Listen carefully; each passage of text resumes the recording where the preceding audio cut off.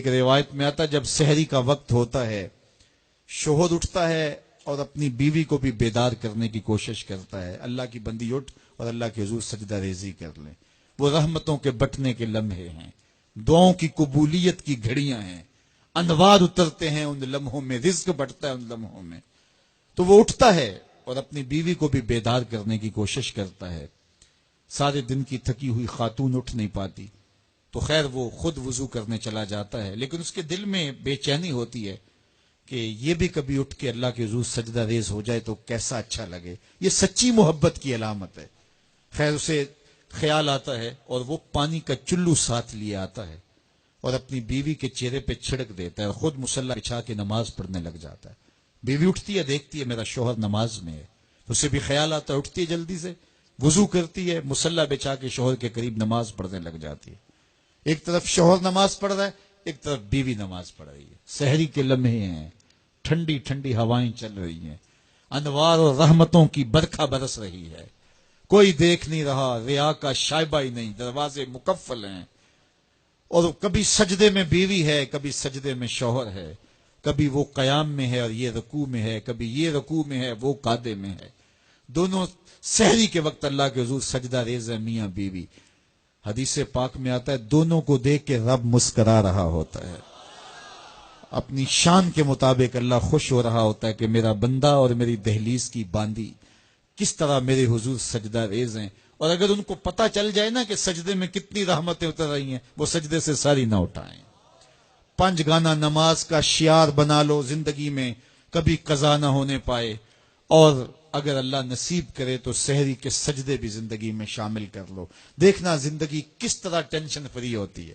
آج ہر بندہ کہتا ہے مشکلیں، اور میاں جس وقت مشکلیں ٹلتی ہیں، جس وقت مصیبتیں زائل ہوتی ہیں، وہ لمحے تو سو کے گزار رہا ہوتا ہے۔ صبح اٹھ کے نمازی بھی ٹکریں مار کے جلدی جلدی صبح کا وقت گزارنے کی کوشش کرتے ہیں میرے جیسے نکمے لوگ، لیکن صاحب نہیں، وہ وقت تھوڑا سا دیجئے، اس وقت میں بیٹھیے اور اللہ کے حضور سجدہ ریزیوں کا مزاج بنائیے۔ معراج النبی کا جو خاص تحفہ ہے وہ نماز ہے جو حضور لے کر آئے، اور پھر بارگاہ قدس میں جب حضور حاضر ہوئے، اللہ نے اپنے محبوب کو بہت کچھ دیا تھا، 70,000 اسرار تھے، 70,000 رموز، 70,000 حکایات، اور بہت کچھ دیا۔ سب کچھ دینے کے بعد کہا محبوب یہ تو میں نے خود دیا، اب تو بتا میں تجھے کس چیز سے نوازوں، تیری اپنی بھی کوئی چاہت ہو۔ تو محبوب نے جو جواب دیا وہ سنیے۔ ہم ہوتے نہ جانے ہمیں کوئی اختیار دیا جائے تو کیا مانگ لے، کوئی دولت مانگے، کوئی ثروت مانگے، کوئی شہرت مانگے، لیکن ذرا دیکھیے انتخاب دیکھیے حضور کا، اور پھر اشش کیجیے حضور کے انتخاب پہ۔ کہا کہ محبوب آپ کی جھولی میں کیا ڈالا جائے، کیا دیا جائے؟ تو محبوب نے کیا کہا، بنسبتی الیک بالعبودیہ، اے اللہ ساری زندگی میں یہ کہتا رہا کہ تو میرا رب ہے، آج تو بھی تو کہہ دے کہ تو میرا بندہ ہے، مجھے عبد کہہ کے پکار دے۔ میں نے سجدوں میں کہا تو میرا رب ہے، میں نے قیام میں کہا تو میرا رب ہے، میں نے طائف کے بازاروں میں، مکے کی گلیوں میں کہا تو میرا رب ہے، میں سینے حرم میں کہا تو میرا رب ہے، میرے بدن پہ اوجریاں ڈالی جاتی رہیں، میں نے کہا سبحان ربی الاعلی، میں نے تجھے پکارا اور پتھر برس رہے تھے، میں نے کہا تو میرا رب ہے، میں نے تجھے ہر موقع پہ اپنا رب کہہ کے پکارا، آج تو بھی تو کہہ دے کہ تو میرا بندہ ہے۔ تو اللہ نے کہا سبحان الذی اسری بعبدہ، تو عبد کہہ کے پکارا، اور عبدیت کا عملی اظہار نماز سے ہوتا ہے۔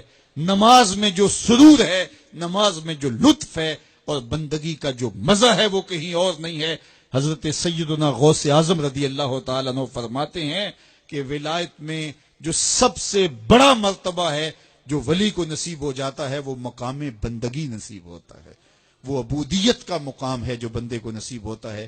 تو یہ بندے کے لیے معراج ہے، اسی لیے کہا گیا الصلاۃ معراج المومنین، نماز مومن کی معراج ہے۔ حضور تو وہاں تک پہنچے جہاں کسی کا تخیل بھی نہیں پہنچ سکتا، لیکن بندہ اس معراج کا حصہ لینا چاہے اور اس کی برکتیں سمیٹنا چاہے تو پیشانی سجدے میں رکھ کر کے اللہ کے حضور بندگی پیش کرے۔ اللہ ہم سب کو اپنے حضور عجز و نیاز کے سجدے نصیب فرمائے۔